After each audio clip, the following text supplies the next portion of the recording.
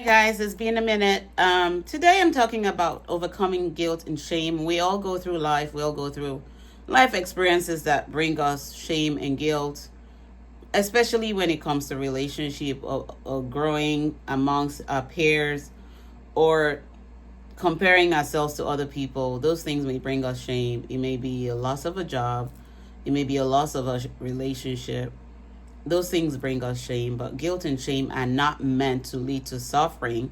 They're opportunities that help us discover ourselves, discover our strengths, and find meaningful ways to evolve in our life's journey as we grow and gain conscious awakening moments. And so, if you've been through a relationship that you thought was going to evolve and blossom and it suddenly ends and you're now feeling guilty or ashamed, you don't want your friends to know, you don't want your parents to know. You don't want people to know that you're no longer together. It may be you going through a divorce and you just feel all the guilt and shame weighing you down. Reality is that life happens and there are things we can't control. And you can't hold on to things you can't control. And guilt and shame come from a place of fear and also from narratives that we've told ourselves or other people have told and are now replayed because of information overload. And we allow ourselves to just stay in that fearful place of guilt or shame. What will people say? What will people do? Oh, this has happened to me. I feel ashamed of myself. There's nothing to be shameful about because life is all about opportunities and endless possibilities that bring us conscious awakening moments to discover ourselves rather than lose ourselves, discover ourselves, discover our strengths so that we can grow, so that we can evolve, so we can become better and become the best version of ourselves. So if you're going through guilt and shame, this video is for you. Share it with people you know. If you're watching on my YouTube channel, subscribe. If you're watching on Facebook or Instagram, subscribe so that you can continue to get updates as I share. And the goal is guilt and shame also result in us losing our self-confidence. You start feeling dampened. It may lead to depression, low-level depression. It may lead to anxiety. It may lead to insomnia. They're all disruptions. And the goal is not to be disrupted in life. The goal is to always take those distractions and turn them into positive force to help you push ahead while you're building resiliency, where you're discovering your inner strengths, while you're able to understand your emotions, because our emotions are teachers that help us evolve in life's journey.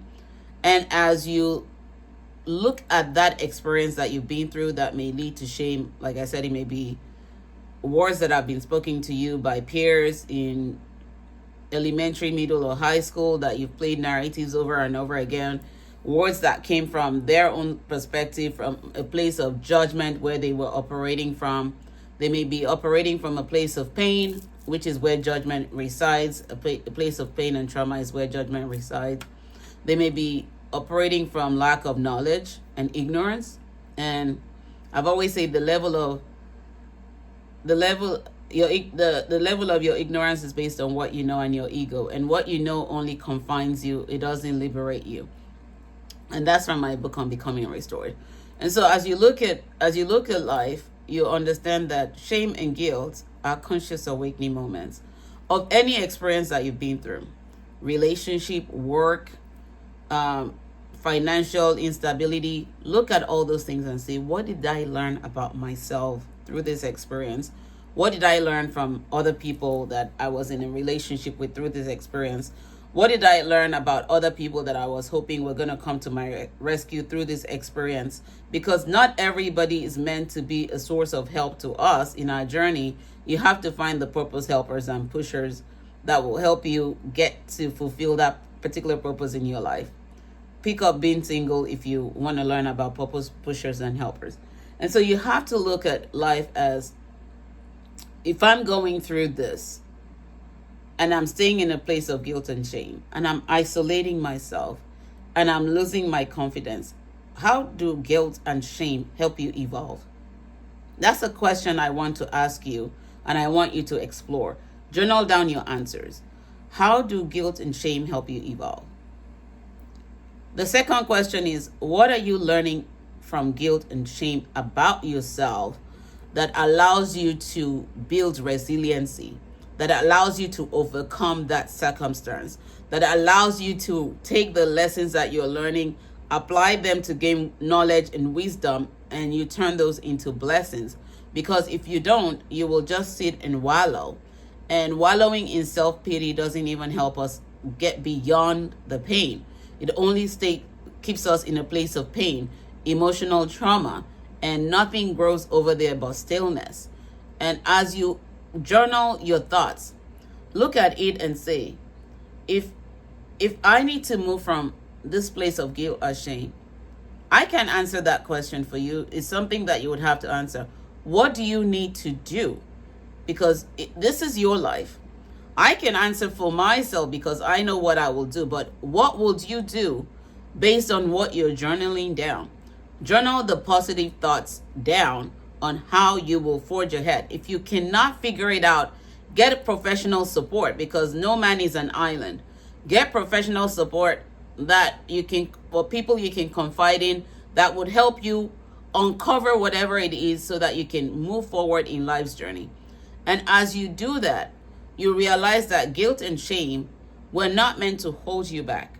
They are meant to be an awakening moment that help you gain wisdom, that help you gain knowledge, that help you discover yourself, help you discover your strength, help you build on resiliency, help you evolve, help you grow as you learn from each experience, and you become more committed to yourself.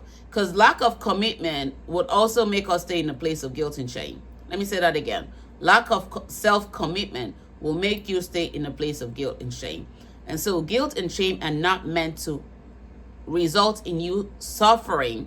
Suffering is only induced because you've created so many narratives in your mind, and what you feed your mind leads your life. That's a quote from my book on Becoming Restored. What you discover is the more you feed yourself with guilt and shame, the more you will stay in that environment and water it and nurture it, and guilt and shame will continue to grow. But those can help you evolve in life's journey. So you have to look at opportunities that come from that experience that's leading to guilt and shame. What did I learn from this relationship? What did I learn about myself? What did I learn about the other person? What did I learn about relationships? Where are my relationship goals? Where are my life goals? Where are my purpose? Where is my purpose? Where are my core values in all these things? Because if I explore my core values, my life and relationship goals, my requirements before I get into the next relationship, I will gain an awareness of something that will not put me back in a place of guilt and shame, but in a place where you begin to evolve. And as you look at the same with friendship, it's the same thing. Evaluate. How are you vetting and sorting the people that you allow in your life? Are they in alignment with your core values? Are they in alignment with your life goals? Can they help you evolve and move forward, or are they going to take you 10 steps back? And as you explore, remember, you are the CEO. If you're, as the CEO, you're choosing guilt and shame, you can run the show of life. In your instance where you're the CEO, you're going to bring people in that will run and ruin the life. And so for you to bounce back from guilt and shame and turn them into opportunities and blessings, explore what is leading to guilt and shame. And as you explore, you discover what will help you move forward, turn obstacles into stepping stones towards your greatness and growth. You were born great. You were born unique. No one is with your particular DNA. And so you have to make sure that you become the master of your life and journey as you allow God to help you move through life, because you can't do it all by yourself. Pray, meditate, ground yourself, journal down, every day introspect, evaluate what happened in a day. Don't carry it on and let it linger for too long. Evaluate, take the lessons, turn them into opportunities and blessings, and do the same every day. Come back home to yourself and learn to master your thoughts Tame them. Understand your emotions, because your emotions are teachers and they're a gift to you. Not to hold you in a place where you don't belong, but to help you discover who you truly were created to be and become. And as you do that, remember to never stop loving while living. When you stop loving, you stop living. When you stop living, it means it's time to go back to the maker. But always remember, guilt and shame are opportunities for us to evolve, to discover the areas of our lives we're yet to tap into, not suppress us, but help us become elevated as we continue to learn in life while we're still breathing and living. Until next time, take good care. God bless. Bye-bye.